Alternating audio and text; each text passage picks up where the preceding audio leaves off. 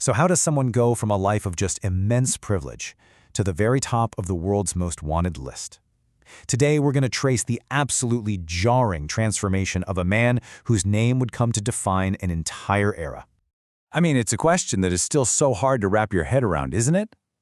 How did the son of a Saudi billionaire, a man who inherited a fortune, become the world's most infamous terrorist? To even begin to find the answer, we have to go right back to the start. You see, to really understand the man he became, we have to look at the one he was supposed to be. And that story, well, it's probably not at all what you'd expect. Just look at these two identities for a second. It's wild. On one side, you've got a business student, a fan of English soccer, a husband, and a father. A pretty conventional life, for the global elite.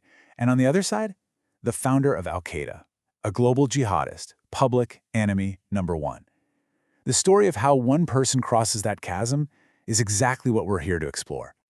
Okay, so picture this. He was born into just staggering wealth. He was the 17th of 52 kids of a construction tycoon. He studied business, he married young, and people who knew him back then described him as quiet, even humble. Now, the key word here is devout, for sure. But dangerous? No way. Absolutely no one saw him as a threat. In the 1970s, this was his entire world. So, what was the turning point? If everything seemed so normal, what happened? Well, the catalyst for this massive transformation wasn't found in his home country.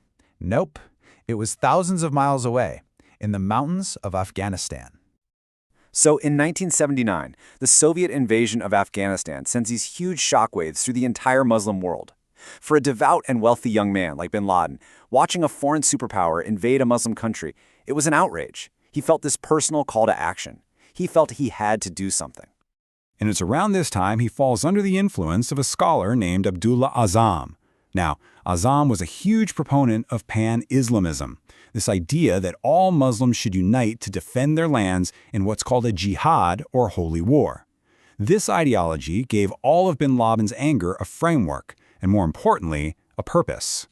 And from there, his involvement just escalated, fast. He started with his checkbook, right, using his fortune to fund the resistance.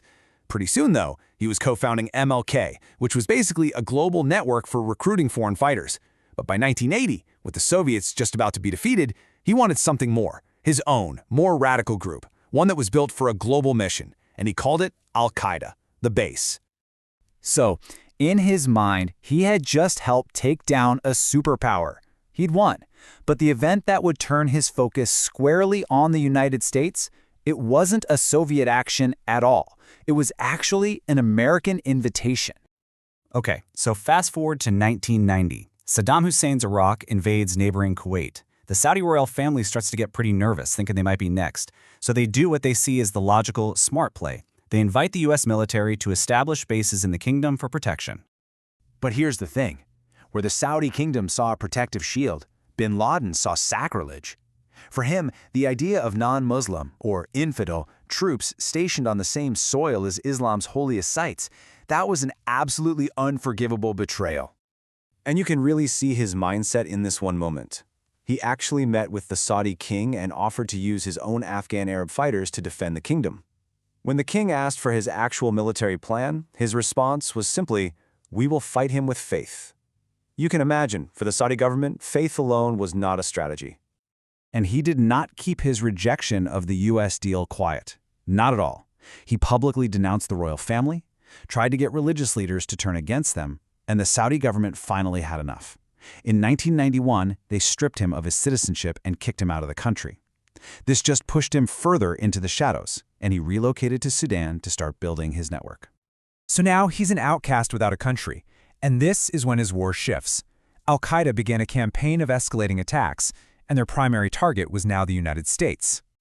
And the 1990s, man, it just became this brutal, escalating timeline of terror. It started kind of small, with a hotel bombing in Yemen. Then you have the '93 World Trade Center bombing. And from there, the attacks just grew bolder and deadlier, hitting military targets in Saudi Arabia and leading up to two massive, coordinated attacks that changed everything.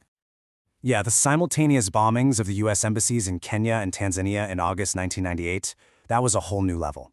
This wasn't just an attack on military personnel anymore. This was an attack on diplomacy, on civilians, on the very symbol of American presence abroad. This changed the game. And the human cost of these bombings was just staggering. In an instant, 224 people were killed. And it is so crucial to remember that the vast majority of them were not Americans, but local Kenyan and Tanzanian civilians who were just going about their day. And the devastation went so far beyond those who were killed. More than 4,500 people were injured, many of them maimed for life. The sheer scale of the carnage sent a really clear message. Al-Qaeda was a threat on an entirely new level. So after the embassy bombings, there was no more ambiguity. The United States government now had a clear, named target. A federal grand jury quickly indicted bin Laden for his direct role in those bombings, formally charging him with the murder of U.S. nationals outside the United States and attacks on federal facilities. And then, on June 7, 1999, the transformation became official in a very, very public way. The quiet son of a Saudi billionaire, the former business student, was now one of the FBI's 10 most wanted fugitives. And when Al-Qaeda struck again in 2000, killing 17 sailors in an attack on the USS Cole, his status was solidified. He was no longer just a wanted man. He was the primary national security threat to the United States. He had completed his transformation.